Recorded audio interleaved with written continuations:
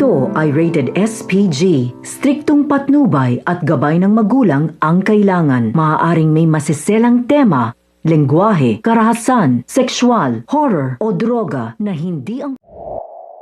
Tuluyan na ngang in-announce ng abogado nga nito ni Lolo Pepe ang kanyang mga pinagmamanahan at nagulat nga itong si Giselle at ito ngang si Doc Tanyag dahil nga ni isa wala ngang pinamana dito kay Zoe at may malaking posibilidad na pag nagising nga itong si Lolo Pepe ay malaman nga nila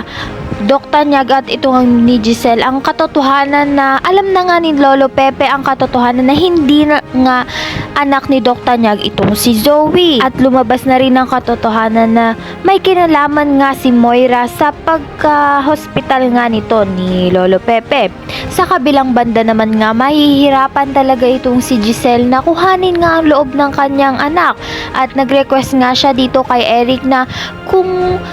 pwede bang makasama nga ni Giselle ito ngang si Justin sa Kapaskuhan, ngunit hindi nga ito pinayagan ni Eric dahil nga masama pa rin nga ang loob ni Justin sa kanyang ina.